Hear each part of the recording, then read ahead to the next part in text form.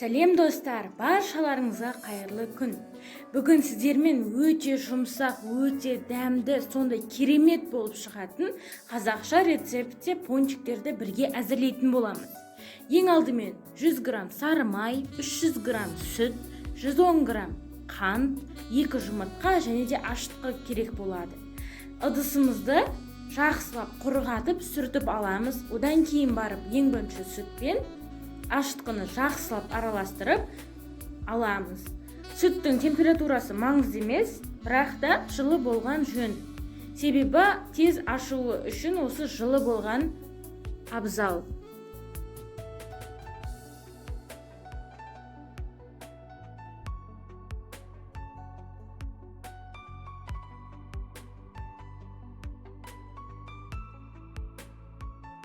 Міне өздеріңіз көріп отырғандай, өте әппақ болып ағарғанша, яғни көпіргенше осындай араластырдым. Мен шамамен 5 минут бойы ұзақ араластырдым. Егер де сіздерде осындай вилканың көмегімен істейтін болсаңыздар, онда одан да ұзақ етіп араластырасыздар.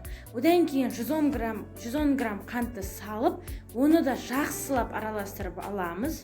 Одан кейін сары майды жақсылап араластырамыз. Сары май ыстық болып тұрса, жұмыртқаны 30 секунд немесе 1 минуттан көлемінде содан кейін барып салып араластырған жөн. Себебі жұмыртқа пісіп кетуі мүмкін. Сондықтан да абай болыңыздар. Егер де жұмыртқа пісіп кетсе, бүкіл жасаған сіздердің тесталарыңыз іріп кетуі әбден мүмкін. Сондықтан абай болыңыздар. Осыны ескерген жөн.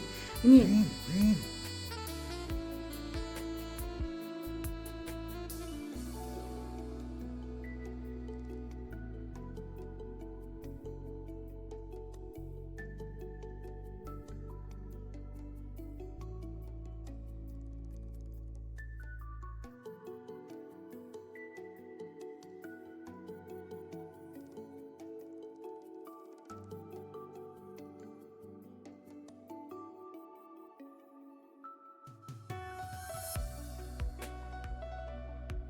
жұмыртқаны салып араластырған сәтте осындай ашық сарғыш түске енеді.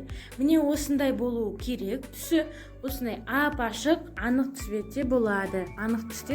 Яғни.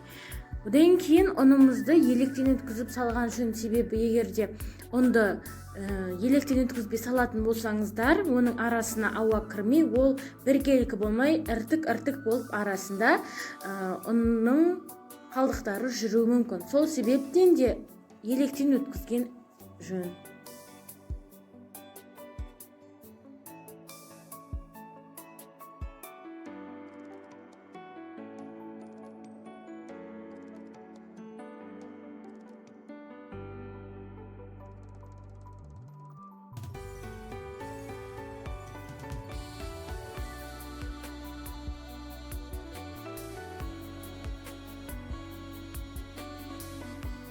Міне өздеріңіз видеода көріп тұрғандай сондай жұмсақ, сондай нәзік теста шықты. Одан қатты кәдімгі қамыры болғанша ұнды қосып отырасыздар. Көп қосып жіберуге болмайды. Қолға жабыспайтындай болып тұруы керек бастысы. Міне осының сыртынан тарелка жауып, салафан кигіздім және де мен көпшікке орап қойдым.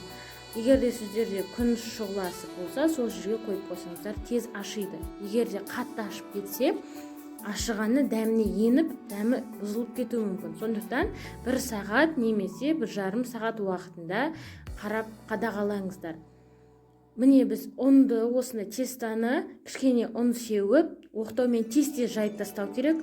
Әйтпесе ол қатты ашып, қайтадан өзінің дәмін өзгертуі мүмкін. Мен міне осындай кесенің формасын пайдаландым.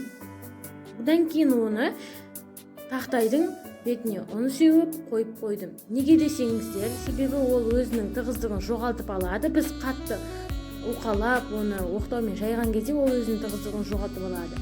Сондықтан ұн сеуіп, бетіне пищевой пленка жауып 5-10 минутқа қойып қойдым.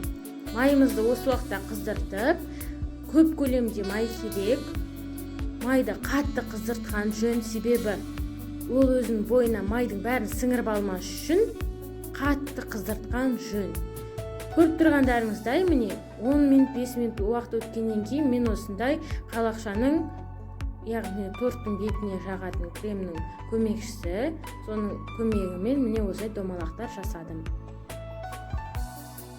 Міне мен әрқайсысын 1 минуттан бері бетін арғы бетін ауыстырып, айналдыра отырып пісіріп алдым. Міне менде 2 түрлі крем және де сгущенка, қант, ұнтағы, осылардың барлығымен мен бетін әсемдеп шығамын. Мендегі бірінші қатты қаралау қою крем ол не осы кәдімгі сары май мен шоколадты араластырып еріткен болатынмын водяной баняда, яғни моншада, су моншасында. Ал екінші ашық болып тұрған кремді сливкимен, кәдімгі сливкимен шоколадты араластырдым. Міне осындай күшті кремдер шықты. Осыларды бетіне глазур ретінде жасасаңыздар керемет шығады.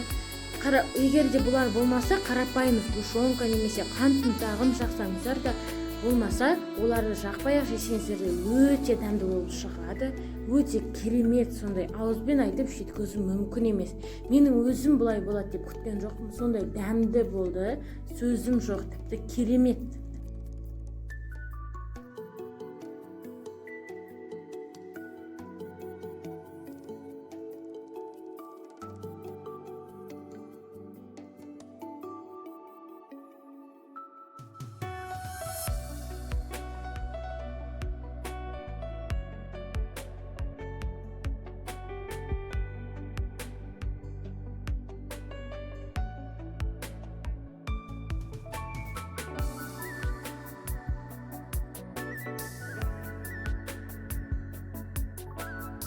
Міне біздің бүгінгі сіздермен бірге отырып өте дәмді, өте жұмсақ қазақша рецепттегі пончиктер әзір болды. Өте дәмді болды. Сіздермен болған Әсел Алшы Оразқызы. Лайк басып тіркелуді және де пікір қалдыруды ұмытпаңыздар. Ас болсын.